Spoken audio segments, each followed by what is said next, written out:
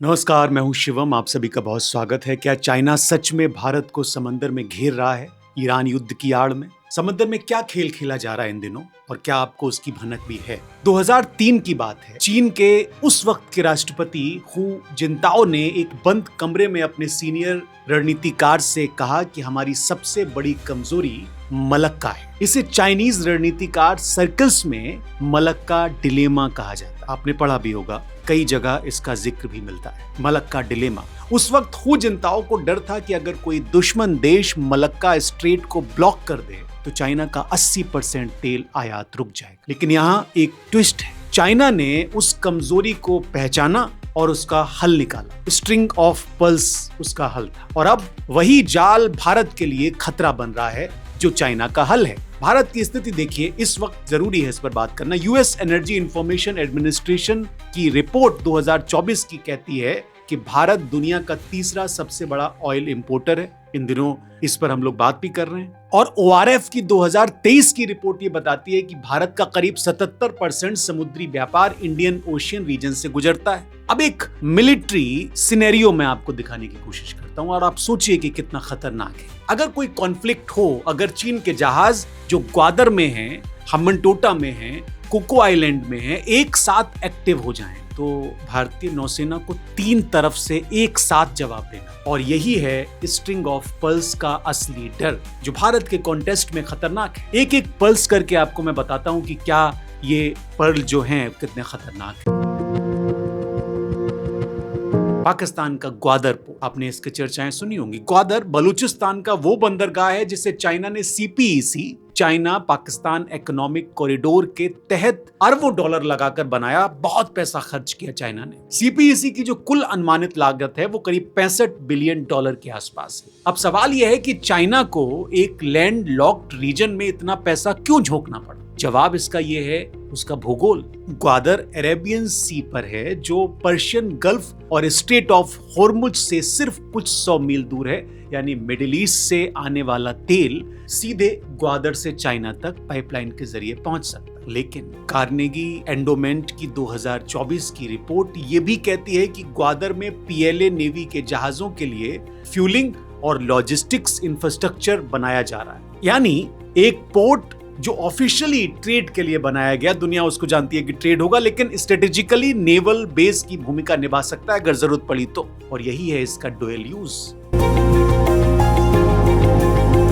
2017 का साल आप याद कीजिए। श्रीलंका कर्ज में डूबा हुआ था। चाइना ने वो कर्ज उसको दिया था, वो चुका नहीं पा रहा था और तब श्रीलंका ने हम्बनटोटा पोर्ट को चाइना को 99 साल के लिए लीज पर दे दिया। चाइना मर्चेंट्स पोर्ट होल्डिंग एक चाइनीज स्टेट ओन्ड कंपनी है। उसने इसमें करीब करीब 70% की इक्विटी स्टेक ली। अब भूगोल देखिए इसका, हम्बनटोटा का। हम्बनटोटा पोर्ट जो है वो बे ऑफ बंगाल के प्रवेश द्वार पर है और इंडिया के तमिलनाडु तट से सिर्फ 300 किलोमीटर की दूरी पर। सीएसआईएस के विश्लेषकों का यह मानना है कि हम्बनटोटा का जो स्ट्रेटेजिक इंपोर्टेंस है, उसकी जियोग्राफी है बे ऑफ बंगाल और वेस्टर्न इंडियन ओशियन के बीच एक परफेक्ट सर्विलांस पॉइंट। हालांकि एक जरूरी बात यहां पर मैं आपको बता दूं, श्रीलंका का जो डेट है वो चाइनीज लोन से नहीं बल्कि इंटरनेशनल सोवरन बॉन्ड से था। उन्होंने इस पर एक डिटेल्ड रिपोर्ट लिखी। लेकिन जो फैक्ट अनडिस्प्यूटेड है वो ये, जिस पर बात होनी चाहिए, कि एक चाइनीज स्टेट ओन्ड कंपनी के पास इंडिया के पड़ोस में 99 साल की लीज पर एक स्ट्रेटेजिक पोर्ट है हम्बनटोटा। और ये भारत के लिए चिंता का विषय तो है, चाहे इसे जो भी आप नाम दे दें।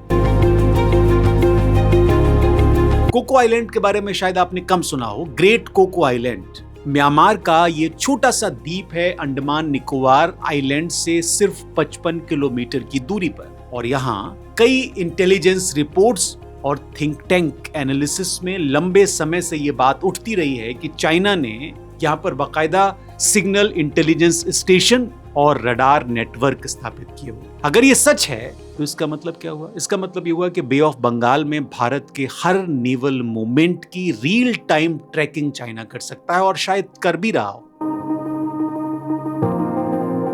अफ्रीका का चौकीदार कहा जाता है इस पर्ल को। 2017 में चाइना ने जिबूती में अपना पहला विदेशी सैन्य अड्डा खोला। बहुत कम रिपोर्टिंग इस पर हुई और ये वही जिबूती है जो रेड सी, अरेबियन सी और गल्फ ऑफ एडन के संगम पर है। इसकी स्ट्रेटेजिक लोकेशन बड़ी महत्वपूर्ण है, आपको समझनी चाहिए। भारत के लिए ये मिडिल ईस्ट से आने वाली एनर्जी सप्लाई और सेज कैनाल ट्रेड के लिए एक पोटेंशियल थ्रेट है। ये चाइना के अपने मलक्का डिलेमा का हल है जो इंडिया के लिए खतरा पैदा कर रहा है। दोनों तरफ के आर्गुमेंट हैं इसमें। इंडिया की घेराबंदी एक बाई प्रोडक्ट हो सकता है, प्राइमरी गोल नहीं हो सकता। ये कुछ कार्नेगी रिपोर्ट्स वगैरह में पब्लिश हुआ, लेकिन इंडिया की स्ट्रेटेजिक एस्टेब्लिशमेंट का एनालिसिस अलग है और युद्ध के वक्त तो जरूरी है। एमईए इंडिया के 23-24 के एनुअल रिपोर्ट को अगर आप देखें तो उसमें ये कहा गया है कि इंडियन ओशियन रीजन में third party military presence India की सिक्योरिटी के लिए एक ग्रोइंग कंसर्न है। ये एमईए इंडिया एनुअल रिपोर्ट में दर्ज है। आप उसकी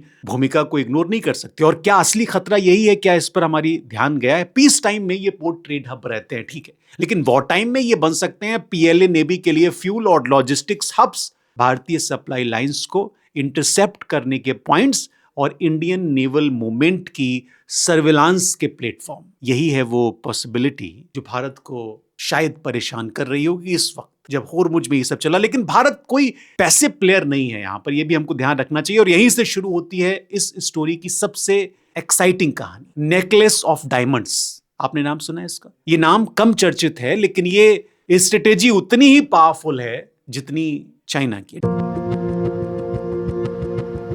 2018 में इंडिया और ओमान ने एक स्ट्रेटेजिक एग्रीमेंट किया जिसके तहत भारतीय नौसेना को दुक्म पोर्ट का एक्सेस मिल गया। वॉरशिप की डॉकिंग हो सकती है, तेल भराया जा सकता है, मेंटेनेंस हो सकता है दुक्म पोर्ट पर। दुक्म अरेबियन सी का एक सेंटर है और ग्वादर से दुक्म की जो दूरी है वो मात्र 100 मील की। यानी चीन ने ग्वादर से जो स्ट्रेटेजिक पोजीशन बनाई, भारत ने दुक्म से उसी के लिए काउंटर पोजीशन भी वहां बनाई। तो एक डायमंड तो इंडिया के पास ही है। चावार ईरान के सिस्तन बलूचिस्तान प्रोविंस में है और ग्वादर से मात्र 72 किलोमीटर की दूरी पर है। मैंने इस पर एक डिटेल स्टोरी की, आप देख सकते हैं। ये कोइंसिडेंस नहीं है कि इंडिया पोर्ट्स ग्लोबल लिमिटेड ने 2024 में चाबहार पोर्ट के ऑपरेशंस का ठेका हासिल किया और उस वक्त इसकी बड़ी बातें हुई थी। प्रधानमंत्री नरेंद्र मोदी ने खुद इसकी तारीफ की थी। और चाबहार का स्ट्रेटेजिक लॉजिक 3 स्तरों पर काम कर। पहला, ये इंडिया को अफगानिस्तान और सेंट्रल एशिया तक पाकिस्तान को बाईपास करके जोड़ने का एक साधन था, पहुंचने का रास्ता दे रहा था, वो प्रभावित हुआ। दूसरा, ये ग्वादर के कॉमर्शियल डोमिनेंस को डायरेक्टली चैलेंज करने का एक माध्यम बन रहा था, वो भी प्रभावित हुआ। और तीसरा, ये अरेबियन सी में इंडिया की एक और स्ट्रेटेजिक फुटप्रिंट थी, वो भी प्रभावित हुई। और इसे IMEC से जोड़कर आप अगर देखेंगे तो आपको और समझ में आएगा। यानी India middle east Europe economic corridor, जिसे G20 न्यू दिल्ली समिट 2023 में लॉन्च किया गया, ये चाइना के BRI का सबसे डायरेक्ट जियोपॉलिटिकल काउंटर था, लेकिन हमने कुछ गलतियों की वजह से शायद उसको गवा दिया। IMEC इंडिया को Saudi Arabia, UAE, Jordan, Israel और फिर उसके बाद यूरोप से कनेक्ट करता है। एक अल्टरनेटिव ट्रेड रूट जो चाइनीज कंट्रोल वाटर से बाहर था। इंडिया का सबसे बड़ा हथियार इसको माना जाता है इस वक्त समंदर में। अंडमान निकोबार कमांड के बारे में आपको मैं बता दूं कि ये इंडिया का एकमात्र ट्राई सर्विस कमांड है जहां आर्मी, नेवी और एयरफोर्स एक साथ काम कर। और इसकी जो जियोग्राफी है, उसकी जो पोजीशन है वो एक्स्ट्रा ऑर्डिनरी है। चाइना बहुत इस पर रिसर्च कर रहा है। अंडमान निकोबार आइलैंड के बारे में ये कहा जाता है कि मलक्का स्ट्रेट के उत्तरी मुहाने पर यह मौजूद है। जो डिलेमा है चाइना का, यानी मलक्का स्ट्रेट से गुजरने वाले हर चाइनीज शिप को अंडमान से होकर गुजरना पड़ता है। चाइना इसके बारे में बहुत संवेदनशील है। 23-24 में इंडिया ने अंडमान में सिग्निफिकेंट अपग्रेड्स किए। INS कोहासा को वहां पर डिप्लॉयड किया गया और long range maritime petrol aircraft P-81 की डिप्लॉयमेंट बढ़ाई गई उस पूरे एरिया में। कई सारे अंडर सी सर्विलांस सेंसर भी लगाए गए।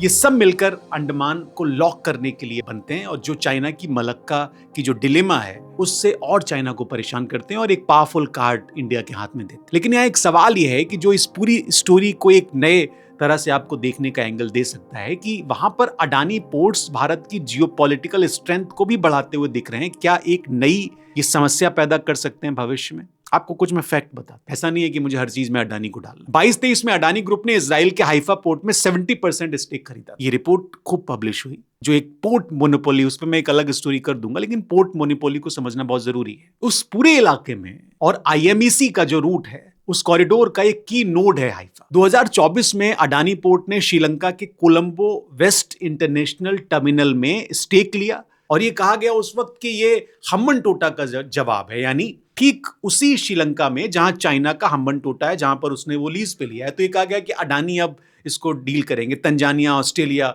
और वियतनाम में भी अडानी की प्रेजेंस उसके बाद बढ़ी। अब इसका एक एंगल है, जैसे चाइना ने स्टेट ओन्ड कंपनी के जरिए पोर्ट को स्ट्रेटेजिक एसेट बनाया, इंडिया एक प्राइवेट कंपनी के जरिए वही कर रहा है। दूसरा एंगल इसका यह है कि अडानी ग्रुप 2023 में हिंडनबर्ग रिपोर्ट के बाद स्क्रूटनी में था, हालांकि उसको बाद में डिनाई किया अडानी ग्रुप ने। कुछ सिक्योरिटी एनालिस्ट पूछते हैं कि क्या एक प्राइवेट कंट्रोवर्सी प्रोन कंपनी के जरिए नेशनल स्ट्रेटेजिक इंटरेस्ट सिक्योर करना प्रूडेंट है? इसका जवाब आप भी दे सकते हैं। ये जेन्युइन डिबेट है। एक बात और जो आपको जाननी चाहिए, और ये अनडिस्प्यूटेड बात है, कोलंबो में अडानी की एंट्री चाइना को डायरेक्टली चैलेंज करती है। हम्बन टोटा और कोलंबो दोनों श्रीलंका में हैं और दोनों बड़े रणनीतिक तौर पर महत्वपूर्ण हैं, और अब दोनों में चाइना और इंडिया की एक प्रेजेंस है। श्रीलंका एक माइक्रोस्म बन गया है उस बड़ी जियोपॉलिटिकल जंग का। तो हम कहां खड़े हैं इस जंग में? String of pearls, Gwadar, Hambantota, Coco island,